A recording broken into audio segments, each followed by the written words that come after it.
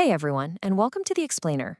I am absolutely thrilled to have you here today because we are looking at something truly fascinating. We're going to unpack the stark realities of India's socioeconomic landscape, and we're drawing directly from some incredibly eye-opening source insights. We're basically going to look under the hood at the systems that have held millions of people back. But more importantly, we're going to explore the massive grassroots disruptions that are completely flipping the script on monopolies in education, healthcare, and honestly, so much more. If you want to understand what's really happening beneath the surface of the world's largest democracy, well, you are in exactly the right place. Let's get started. Okay, let's dive into this. The source material hits us right out of the gate with this incredibly hard-hitting quote. Poverty isn't just there, it's kept intentionally. Wow, right? It completely frames the widening gap between the rich and the poor, not as some sort of, accident of economics, but as a deliberate, functioning mechanism. And that really sets the stakes for everything we are about to discuss today. And that realization brings us to a central, highly provocative question that we really need to keep in our minds as we go through this explainer. Why is poverty the fuel of politics? Think about it. If poverty is actually a mechanism, who exactly benefits from it being maintained? To figure that out, we have to look closely at the political ecosystem. Let's move to Section 1, the politics of poverty, systemic design versus accidental flaw.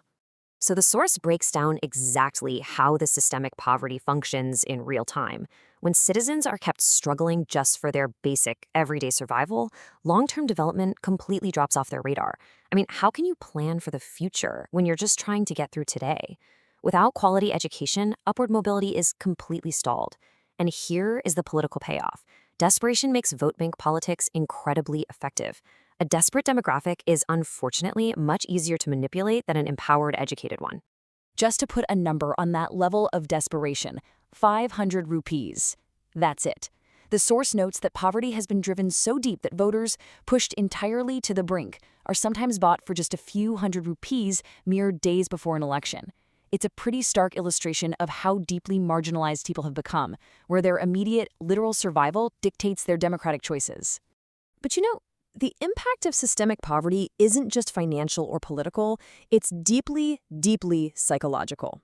And that brings us to Section 2, mob mentality, the loss of individual identity. The source makes a really fascinating, albeit pretty dark, observation right here. As an individual, a person is inherently good, right? They're peaceful, they respect other religions, and they coexist harmoniously in society. They're happy to celebrate their neighbors' festivals.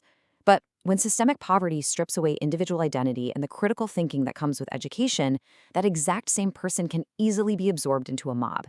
And the mob? Well, it's easily manipulated by political narratives, stripped of all individuality, and capable of extreme violence against those very same neighbors.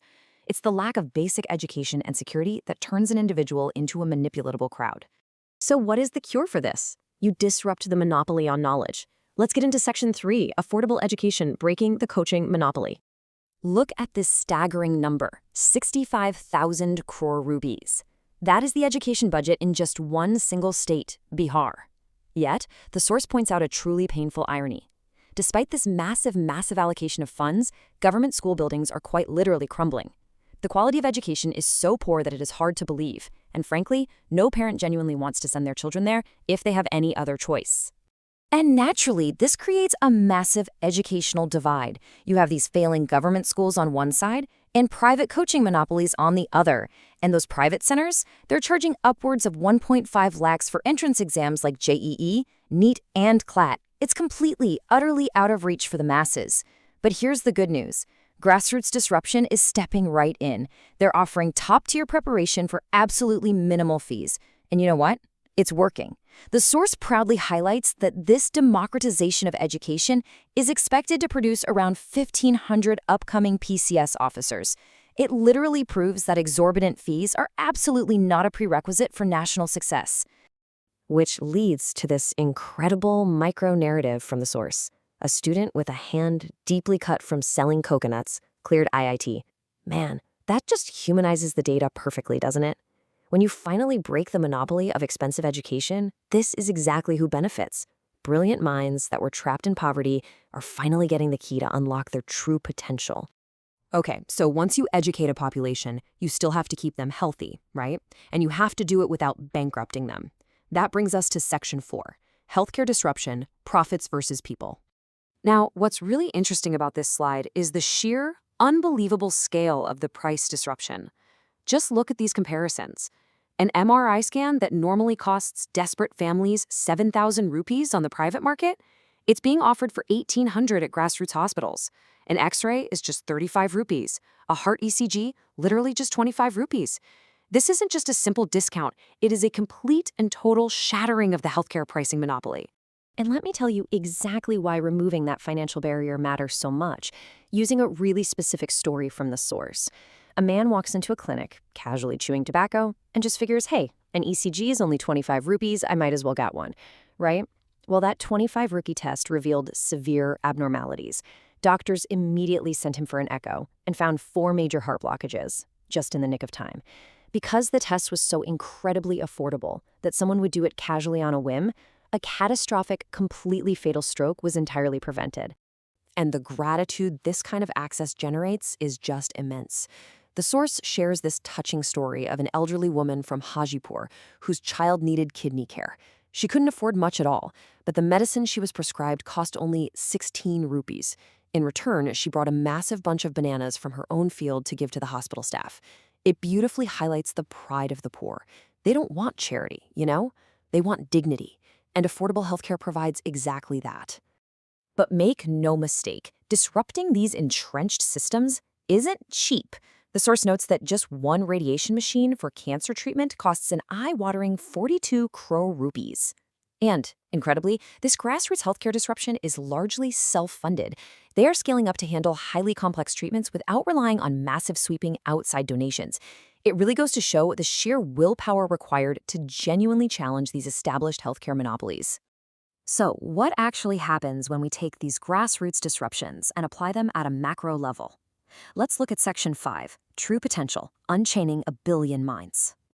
Here is the crucial point to take away. There are 3 main pillars of survival. An affordable kitchen for daily food security, affordable education for accessible, high-quality learning, and affordable healthcare, guaranteeing medical treatment without financial ruin. The source argues, and I think quite rightly, that as long as citizens are consumed by the daily, exhausting fight for these 3 basics, they simply do not have the mental bandwidth to innovate, start new businesses, or build up the wider economy. Which actually brings us to the very top tier of India's economy. The source poses a highly provocative question here. Why do Asia's richest men avoid investing in research and development? And this example brilliantly illustrates the problem. Take thorium. It's a radioactive metal that could completely revolutionize clean energy. India holds the world's largest reserves of it. Yet, we lack the domestic R&D to capitalize on it for our own energy needs. Why is that? Well, because, as the source points out, the billionaires at the very top prefer to wait for countries like America to develop the technology so they can just import it later. This lack of domestic innovation at the top is a massive, massive missed opportunity for the entire economy. Let's pull this all together for our conclusion. The overarching message from our source material today is crystal clear. Once basic survival is actually secured, once education and healthcare are no longer these towering monopolies that bankrupt the poor, a billion minds will shift from merely struggling to innovating. The potential for grassroots entrepreneurship is practically limitless if those heavy chains are finally removed. So, I want to leave you with this final, lingering thought to ponder today.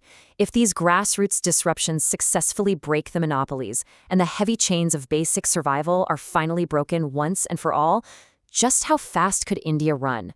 Thank you so much for joining me for this explainer. Keep questioning the systems around you, and I will absolutely see you next time.